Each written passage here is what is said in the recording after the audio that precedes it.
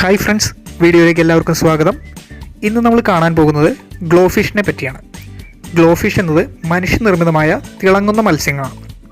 തിളങ്ങുന്നത് എന്ന് പറയുമ്പോൾ ഇരുട്ടത്ത് പ്രകാശിക്കുന്നത് എന്നല്ല, പകരം ലൈറ്റിനെ റിഫ്ലക്റ്റ് ചെയ്യുന്ന മീനുകൾ എന്നാണ് അർത്ഥമാക്കുന്നത്. 1999 നാഷണൽ യൂണിവേഴ്സിറ്റി ഓഫ് സിംഗപ്പൂരിലുള്ള ഡോക്ടർ ഷിക്വാൻ ഗോങ്ങും സംഘവും മീനുകളെ ഉപയോഗിച്ച് വെള്ളത്തിൻ്റെ ശുദ്ധത അളക്കുന്ന ഒരു പ്രൊജക്റ്റ് ചെയ്യുകയായിരുന്നു. അതിനായിട്ട് അവർ സ്വയം പ്രകാശിക്കുന്ന ജെല്ലി ഫിഷിൻ്റെ ജീൻ എടുത്ത് വളരെ പ്രതിരോധശേഷിയുള്ള സീബ്ര ഫിഷിൽ പരീക്ഷിച്ചു. അതുമൂലം സീബ്ര ഫിഷ് ഫ്ലൂറസെൻ്റ് ആവുകയും വെള്ളത്തിലെ ടോക്സിൻ്റെ അളവ് അനുസരിച്ച് പ്രകാശിക്കുകയും ചെയ്തു. ഈ പ്രകാശത്തിൻ്റെ തീവ്രത അടിസ്ഥാനപ്പെടുത്തി വെള്ളത്തിൻ്റെ ശുദ്ധത അവർ മനസ്സിലാക്കി. പിന്നീട് യോക്ക്ടൗൺ ടെക്നോളജീസ് എന്ന കമ്പനി ഇതിൻ്റെ പേറ്റൻറ്റ് സ്വന്തമാക്കി. അവർ 2003 ഗ്ലോ ഫിഷ് എന്ന പേരിൽ ഇവയെ ഓർണമെൻറ്റ് ഫിഷായിട്ട് മാർക്കറ്റിലിറക്കി. ആദ്യകാലത്ത് സീബ്ര ഫിഷിനെ മാത്രമാണ് ഗ്ലോ ഫിഷായിട്ട് ഉണ്ടാക്കിയതെങ്കിൽ ഇന്ന് ഈ പരീക്ഷണം tetra fish, tiger barb, rainbow shark, Angel fish എന്നിവയിലും നടത്തി വരുന്നു. സാധാരണയായിട്ട് red, pink, orange, green, blue, purple എന്നീ കളറുകളാണ് ഇവ ലഭ്യമായിട്ടുള്ളത്. ഗ്ലോ ഫിഷിൻ്റെ ലൈഫ് സ്പാൻ എന്ന് പറയുന്നത് 3 മുതൽ 8 വർഷം വരെയാണ്. Depends on how it gross. അതായത് നമ്മൾ എങ്ങനെയാണോ ഇവയെ വളർത്തുന്നത്, എന്ത് കെയർ എടുത്താണോ ഇവയെ വളർത്തുന്നത് എന്നതിനെ അനുസരിച്ചാണ് ലൈഫ് സ്പാൻ എപ്പോഴും നിലനിൽക്കുന്നത്. ഇവ സാധാരണഗതിയിൽ സമാധാനപ്രിയരാണ്.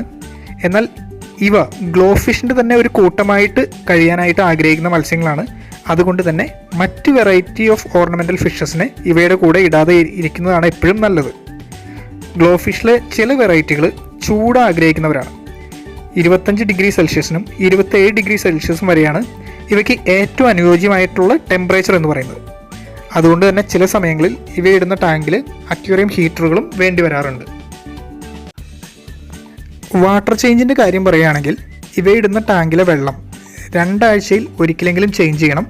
അതേപോലെ തന്നെ ആ വെള്ളത്തിൻ്റെ 1/4 ഭാഗം മാത്രമേ മാറ്റാൻ പാടുള്ളൂ. ബാക്കി ഭാഗം അവിടെ റിമെയിൻ ചെയ്യണം.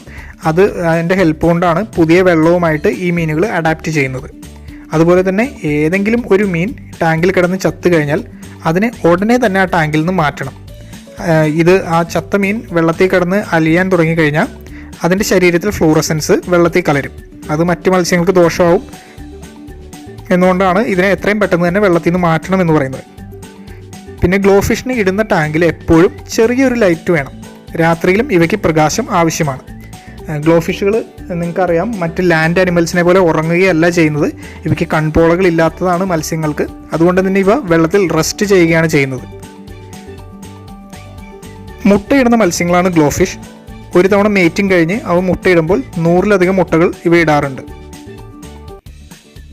ടെട്രാ ഗ്ലോ ഫിഷിൻ്റെ ജെൻഡർ ഐഡൻറ്റിഫിക്കേഷൻ വളരെ എളുപ്പമാണ്. ഇവയുടെ ആണിൻ്റെയും പെണ്ണിൻ്റെയും ദേഹത്ത് നമുക്കൊരു നീല വര കാണാൻ സാധിക്കും. അതിൻ്റെ അടിയിൽ മറ്റൊരു വര ഉണ്ടാവും. അത് ഗോൾഡ് കളർ ആണെങ്കിൽ അവ മെയിലാണ്. അതേപോലെ ആ വര സിൽവർ കളർ ആണെങ്കിൽ അത് ഫീമെയിൽ ആയിരിക്കും. പേറ്റന്റ് റൈറ്റ് അനുസരിച്ച് ഗ്ലോ ഫിഷിന് ബ്രീഡ് ചെയ്യാനോ വിൽക്കാനോ ഉള്ള അവകാശം യോക്ക്ടൗൺ ടെക്നോളജീസ് എന്ന കമ്പനിക്ക് മാത്രമാണ്. എന്നാലും ഇവയുടെ വിപണനം നമ്മുടെ എല്ലാ ഓർണമെൻറ്റ് ഫിഷ് മാർക്കറ്റുകളിലും നടക്കുന്നുണ്ട്. എല്ലാത്തരം ഭക്ഷണങ്ങളും കഴിക്കുന്ന ഇവർ കൂടുതലായും ആഗ്രഹിക്കുന്നത് ചെറിയ വലിപ്പമുള്ള ലൈവ് ഫുഡ്സുകൾ കഴിക്കാനാണ്. വളരെയധികം രോഗപ്രതിരോധ ശേഷിയുള്ള ഇവയ്ക്ക് ഒരു വില്ലനായിട്ടുള്ളത് ഇച്ചിൻ്റെ ആക്രമണമാണ്. അത് തടയാനായിട്ട് വാട്ടർ ചേഞ്ചും വാട്ടർ ഹീറ്ററും വളരെ ഫലപ്രദമാണ്.